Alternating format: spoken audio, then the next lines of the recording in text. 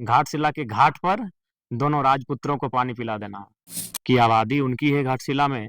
तो जो 2 राजपुत्र मैदान में उतरे हैं, क्या वो सक्षम हैं कि उनकी समस्याओं को लेकर डाउन टू अर्थ जाके लड़ेंगे? ज़मीन पर बैठकर उनके लिए फाइट करेंगे, कंपनी के गेट पर धरना देकर उनके लिए लड़ेंगे, आवाज़ बुलंद करेंगे, संभव ही नहीं है। तो खलेगी लेकिन खर्चा जनता देगी, जनता ही उन्हें चुनाव में मदद करेगी, जैसे गिरिडीह लोकसभा में मुझे किया था, डुमरी और बेरमो के विधानसभा चुनाव में मुझे जो जनता ने सहयोग किया था। था इंडिया था, लेकिन आपके आने से त्रिकोणीय हो जा रहा है मुकाबला। तो त्रिकोणीय में लोग कहते हैं कि 60-70 हजार में जीत लगभग तय हो जाएगा। कितना आंकड़ा को इस बार टारगेट किया, क्योंकि आपका पिछले बार का वोटिंग 8,000 आसपास था। कोयलांचल के क्षेत्रों में जराम महतो अड़ के जनता के लिए लड़ता है, वही कोल्हान में रामदास मुर्मू लड़ेंगे, क्योंकि उस घाटशिला विधानसभा चुनाव उपचुनाव का कल नॉमिनेशन है। ऐसे में टाइगर जयराम मतो ने अपने प्रत्याशी पिछले बार के प्रत्याशी को ही बना दिया है। बीजेपी के पास एक तरफ 3 पूर्व मुख्यमंत्री है और जेएमएम का पूरा सरकारी तंत्र लगा हुआ है उपचुनाव को जीतने के लिए। ऐसे में नया नेवेला पार्टी जो है घाटशिला उपचुनाव में कैसे परफॉर्म करेगी, उन पे बात करेंगे। एक तरफ 3-3 मुख्यमंत्री है, एक तरफ पूरा सरकारी तंत्र है, उस बीच में टाइगर जयराम मतो अकेला विधायक कैसे फाइट करेंगे? देखिए फाइट मुद्दों से किया जाता है, फाइट लोगों की जो समस्याएँ हैं, उन्हें पटल पे रख के किया जाता है। और हम लोग जो हमारा प्रमुख हथियार है कि जनता के लिए लड़ना और जनता को वास्तविकता से अवगत कराना कि इस राज्य के साथ घटित क्या हो रहा है, उनकी स्थिति होनी क्या चाहिए थी, अभी वर्तमान में है क्या। तो उन्हीं मुद्दों के साथ हम लोग विधानसभा का उपचुनाव जो घाटशिला में होगा, उसे लड़ने का काम करेंगे। जब आप सभा को संबोधित करते हैं तो आपके अनेक मुद्दे होते हैं, लेकिन घाटशिला जब आप चुनाव फाइट करने जाएँगे तो वहाँ पे क्या मुद्दे होंगे? ये घाटशिला में भी बहुत सारे मुद्दे होंगे, जो घाटशिला के लोकल इश्यू होंगे, जो उस विधानसभा क्षेत्र के इश्यू होंगे, झारखंड के मुद्दे होंगे, चूँकि घाटशिला का चुनाव हमारे लिए महज़ एक चुनाव नहीं है, हमारे लिए दोगुनी ताकत का परिणाम होगा। अगर हम लोग वहाँ परिणाम पाते हैं, तो ताकत दोगुनी हो जाएगी, 1 विधायक से 2 हो जाएगा, यानी हम लोग तो दोगुनी ताकत में आ जाएँगे। बाकी जो दोनों राजनीतिक दल हैं, उनको ना जीतने से फ़र्क पड़ेगा, ना हारने से फ़र्क पड़ेगा। सत्ता जो वही रहेगा। हारेगा, वो सत्ता में उसी मज़बूती के साथ रहेगा, और जो जीत जाएगा 1 सीट से, वो ज़्यादा और मज़बूत होने वाला है नहीं। हुँ। लेकिन हम अगर जीत जाते हैं तो हमें लगता है हम लोग दोगुना मजबूत हो जाएँगे, और ये जनता को तय करना चाहिए, हमें ये अवसर मिलना चाहिए। यही हम लोग विचारों के साथ घाटशिला उपचुनाव में जाने तो जा आप रहे चुनाव जीतने के लिए लड़ रहे हैं या फिर कुछ मैसेज देना चाहते हैं घाटशिला चुनाव लड़ कर के? हैं। नहीं, हम लोग चुनाव कोई भी चुनाव जीतने के लिए लड़ता है, और हम लोग भी चुनाव जीतने के लिए लड़ रहे हैं। और जो वोट हमें आया था वो कम नहीं था। अभी उस टाइम में जब एक तरफ़ा वोटिंग हो रही थी उस क्षेत्र में, तो वहाँ भी हम लोग ठीक-ठाक वोट लेके आए थे। मानते हैं उस समय के प्रदर्शन के हिसाब से थोड़ा ठीक नहीं था, लेकिन उसके बावजूद भी हमें उसे इनक्रीज़ करने में, बढ़ाने में समस्या नहीं होगी।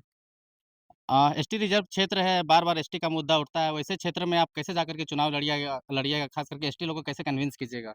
देखिए कन्विंस करेंगे, उनसे बातचीत होगी कि आबादी उनकी है घाटशिला में, तो समस्या भी उनकी होगी। तो समस्या यदि उनकी होगी, तो समस्याओं के लड़ने के लिए उनका साथी होना चाहिए। तो जो 2 राजपुत्र मैदान में उतरे हैं, क्या वो सक्षम हैं कि उनकी समस्याओं को लेकर डाउन टू अर्थ जाके लड़ेंगे? ज़मीन पर बैठकर उनके लिए फाइट करेंगे, कंपनी के गेट पर धरना देकर उनके लिए लड़ेंगे, आवाज़ बुलंद करेंगे? संभव ही नहीं है। तो घाटशिला में अगर आदिवासी समाज की आबादी ज़्यादा है, तो समस्याएँ भी उनकी ज़्यादा हैं, और उन समस्याओं के निदान के लिए उन्हें एक ऐसा नेतृत्व की आवश्यकता है, जो उनके बीच जाके खड़ा होके आंदोलन करे, उनके बीच जाके खड़ा होके उनकी समस्याओं का समाधान करे, जैसा जन्म महतो कर रहा है।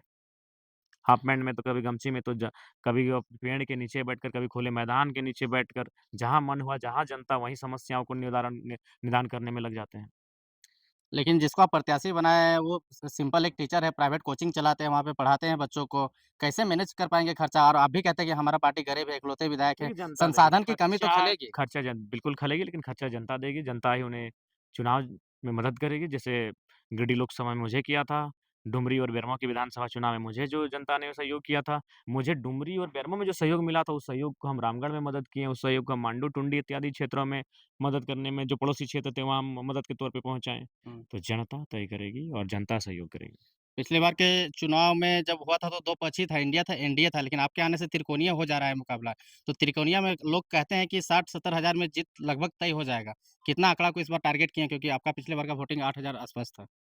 देखिए पिछला बार पिछला था, उस बार वो चुनाव था, उसमें सरकार बनना था। जब हम लोग ये मैसेज देंगे कि जो सरकार है उसको 1 सीट से फ़र्क पड़ेगा नहीं, और जो विपक्ष में बैठा भारतीय जनता पार्टी के गठबंधन है, उसे 1 सीट का बढ़ने से उसपे फ़र्क पड़ेगा नहीं, हुँ। तो आप जयराम महतो को दें, ताकि जो 1 मिनट का समय विधानसभा के अंदर मिलता है, वो 2 मिनट का मिलेगा, और 1 मिनट में जितने मुद्दों को उठाते हैं, 2 मिनट में उससे दोगुने मुद्दों को उठाएँगे। हुँ। और जो कोयलांचल के क्षेत्रों में जयराम महतो अड़ के जनता के लिए लड़ता है, वही कोल्हान में रामदास मुर्मू लड़ेंगे, क्योंकि वो संवैधानिक पद पे होंगे, आज भी लड़ रहे हैं। आज हमारे तमाम जो जेलकेम के साथी हैं कोल्हान के, तीनों जिला के, वो लगातार फाइट कर रहे हैं। लेकिन एक संवैधानिक पद पर जब आएँगे तो फाइट को मजबूती मिलेगी। पैसा डोनेट का प्रक्रिया आपका फिर से चल रहा है हिंदुस्तान ओलंपियाड और किसको-किसको दे कितना-कितना पैसा बाँटे? वो आपका काम है पत्रकार महोदय, आप लोग देखिए, आप निगरानी रखिए, हमने जो वचन दिया उसको निभा रहे हैं कि नहीं, अब देखिए आप, वो आप लोग का काम है। घाटशिला की जनता को क्या मैसेज रहेगा? घाटशिला की जनता को यही कहेंगे कि इस बार घाटशिला के घाट पर दोनों राजपुत्रों को पानी पिला देना।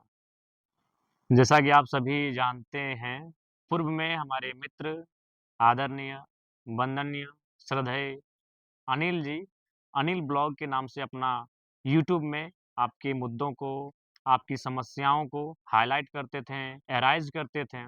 लेकिन इनका चैनल विगत कुछ दिन पहले स्ट्राइक कर दिया गया है और ये अभी 1 सप्ताह से 15 दिनों तक अपने चैनल में वीडियो कंटेंट नहीं डाल पाएँगे। अतः उसके स्थान पे ये झारखंड पल्स नामक चैनल को चला रहे हैं। आपका प्यार, आपका समर्थन उसी प्रकार से मिले जिस प्रकार से इनके अनिल ब्लॉग को आप देते थे। इस बार ये झार पल्स के नाम से अपना चैनल चला रहे हैं और काफ़ी डाउन टू अर्थ जाके रिपोर्टिंग करते हैं, लोगों के बीच जाते हैं। बहुत ही सरल साधारण किसान पर परिवार वर्ग से आते हैं, तो थोड़ा इनको सपोर्ट किया जाए। धन्यवाद, जोहार।